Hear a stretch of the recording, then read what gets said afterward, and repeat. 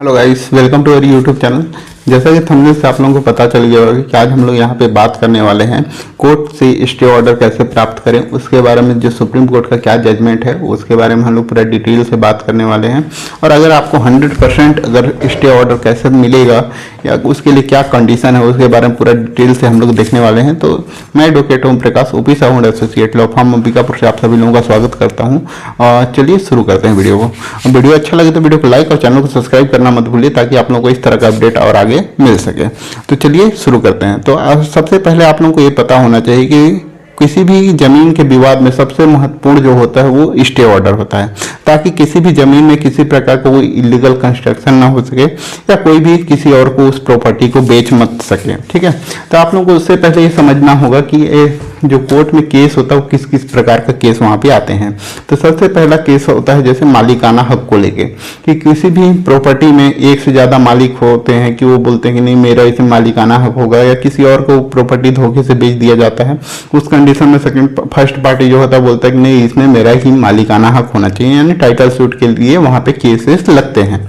और दूसरा यहाँ पे है मालिक और किराएदार के बीच में अगर कोई केस होता है तो उस कंडीशन में भी आपका स्टे ऑर्डर के लिए जरूरत पड़ता है। और तीसरा है यहाँ पे किसी भी संपत्ति में हिस्से को लेकर विवाद होता है तो वो भी न्यायालय के सामने वहाँ पे आता है। और चौथा है किसी भी संपत्ति को अगर कोई धोखे से बेच दिया जाता है या किसी को गिफ्ट कर दिया गया या फिर उसमें कोई वसीयत कर दिया जाता है धोखे से, तो उस कंडीशन में ये सब केसेस होता है। और ये सभी जो जमीन विवाद होते हैं उन सभी केसों के लिए जो आज मैं ये वीडियो बना रहा हूँ बहुत ही इन्फॉर्मेटिव होने वाला है, जो कि आप लोगों को बहुत ही काम आएगा। वीडियो में लास्ट तक पूरा देखिएगा, बीच में स्किप मत कीजिएगा ताकि आप लोगों को पूरा चीज अच्छे से समझ आ जाए। तो सबसे पहले हम लोग यहाँ पे देख लेते हैं। आज हम ये बात करेंगे कि टेम्परेरी इंजंक्शन क्या होता है, उसका हिंदी में क्या बोलते हैं, अस्थायी निषेधाज्ञा कुछ ऐसा बोलते हैं, और या उसके स्टे क्यू भी कहा जाता है।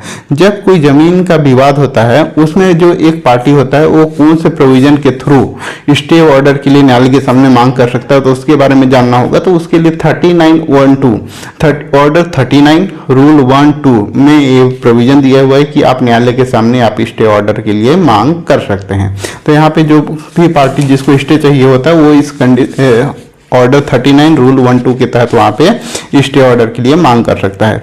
तो इसमें जो रूल 1(2) में है उसमें बहुत सी बेसिक चीजें दी गई हैं। सीबीसी में प्रोविजन है कि आप लोगों को कौन से कंडीशन में आपको स्टे ऑर्डर वहां पर से मिल सकता है। यदि आपको टेम्परेरी इंजंक्शन की मांग कर रहे हैं तो आपको कौन सी चीजें न्यायालय के सामने आपको साबित करना पड़ेगा कि आपको वहां पे स्टे ऑर्डर मिल सके या उससे आपको रिलीफ मिल सके। तो पहला उसमें से है कि आपको ये बात वहां पे न्यायालय के सामने साबित करना पड़ेगा कि आपको एक खतरा है कि वो जमीन को अगर स्टे ऑर्डर नहीं दिया गया तो उसको कहीं और बेच दिया जाएगा या उसका ट्रांसफर कर दिया जाएगा या उस प्रॉपर्टी को डैमेज कर दिया जाएगा या उस पे कुछ इलीगल कंस्ट्रक्शन हो जाएगा या कुछ भी इस तरीके का, या उस जमीन को बेकार कर दिया जाएगा। इस कंडीशन में पहला एक कंडीशन है। मतलब कैसे इसको साबित कर सकते हैं, तो पहला कि ऐसा लग रहा है कि वो कोई दबंग आदमी है, वो किसी और भी प्रॉपर्टी को किसी और को बेच सकता है और इससे फिर वो किसी और को बेचेंगे मल्टीपल टाइम। अगर कोई बेच दे रहा है तो उसको वहाँ पे जो पार्टी है उसको वहां पे प्रॉब्लम हो जाएगी अगर उसके फेवर में अगर केस हो जाता है या केस जीतने के बाद। तो इस कंडीशन में वहां पे स्टे ऑर्डर के लिए दे सकते हैं। अगर कोई वहां पे उस प्रॉपर्टी को डैमेज कर रहा है, कोई पहले से कुछ बना हुआ है उसको अगर किसी प्रकार का कोई इसमें चेंजेस कर रहे हैं और डैमेज कर रहे हैं तो उस कंडीशन में भी आपको वहां पे स्टे ऑर्डर मिल सकता है।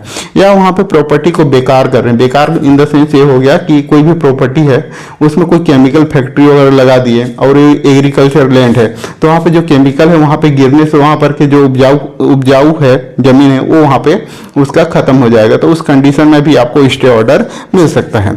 दूसरा यहाँ पे जो कंडीशन है इसको ये है कि जब कोई अपोजिट पार्टी आपको डरा धमका के आपके उस प्रॉपर्टी से आपको बाहर कर दे तो इस कंडीशन में भी आपको स्टे ऑर्डर मिल सकता है। तो अगर आपको कोई दबंग जो पार्टी है वो दमदार है, थोड़ा गुंडे टाइप का है और वो आपको डरा धमका के आपको वहां पर से आपके प्रॉपर्टी से बाहर कर दिया है तो उस कंडीशन में भी आपको स्टे ऑर्डर मिल सकता है। तीसरा यह है कि जब कोई अपोजिट पार्टी बहुत डरा धमका के और गहरी चोट भी पहुंचा सकती है या कोई इंजरी पहुंचा सकती है या रेपुटेशन वहां पे उसका डाउन हो सकता है या प्रॉपर्टी हो किसी भी प्रकार का, तो इस कंडीशन में भी आपको स्टे ऑर्डर मिल सकता है। तो ये सब आपको वहाँ पे प्रूव करना पड़ेगा। तो अगर ये सब कुछ है तो आपको जो भी रिलीवेंट एविडेंस है उसको लेके न्यायालय के सामने 31(2) का आवेदन देने के बाद आपको स्टे ऑर्डर वहाँ पर से मिल सकता है। तो चलिए हम लोग यहाँ पे एक क्वेश्चन आता है, क्या कोई कब्जाधारी है वो भी जो रियल ऑनर है उसके खिलाफ भी स्टे ऑर्डर ला सकता है कि नहीं।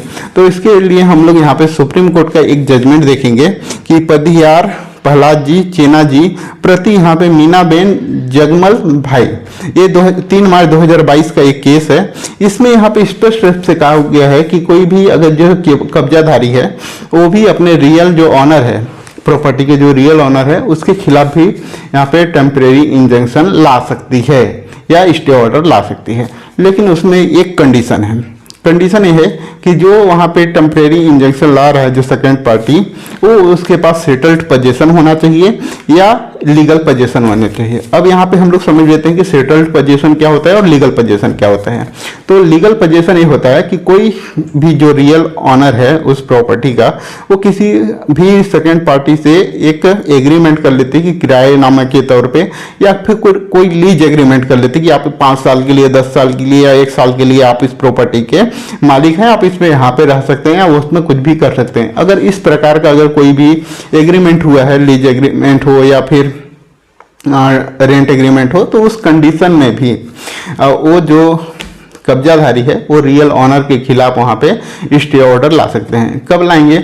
जब अगर कोई किराएदार है तो उसके अगर टाइम से पहले उसको उस प्रॉपर्टी से बलपूर्वक अगर उससे खाली कराया जा रहा है तो उस कंडीशन में वो वहाँ पे स्टे ऑर्डर ला सकते हैं। लीज वाले भी सेम चीज़ है, अगर उनको टाइम से पहले उनको खाली करा रहे हैं या कोई प्रॉब्लम कर रहे हैं तो उस कंडीशन में वहाँ पे स्टे ऑर्डर ला सकते हैं। तो यहाँ पे जो भी वहाँ पे कब्जाधारी है वो भी स्टे ऑर्डर ला सकता है। तीसरा यहाँ पे समझ लेते हैं, ये तो लीगल पोजीशन के बारे में हो गया। तीसरा है सेटल्ड पोजीशन। सेटल्ड पोजीशन वो होता है, जैसे आप लोगों को पता होगा एडवर्स पोजीशन के बारे में, प्रतिकूल कब्जा के बारे में, कि कोई भी प्रॉपर्टी पे अगर कंटिन्यूअस 12 साल तक अगर उसमें कब्जा है, इसके बारे में मैंने वीडियो बनाए हैं, अगर नहीं होगा तो आप लोग प्ले लिस्ट में जाके देख सकते हैं।